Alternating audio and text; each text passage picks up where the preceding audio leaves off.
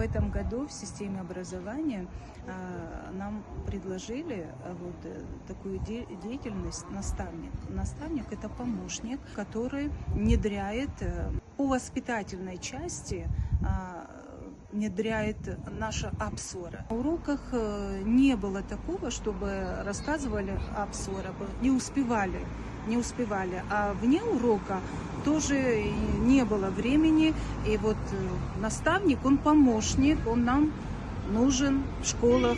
Мы собирались на семинарах, обсуждали, пересматривали, и обязательно такой человек, наставник, нам в школе нужен.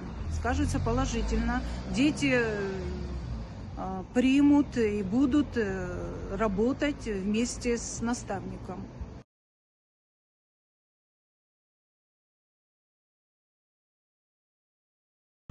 Растянулись.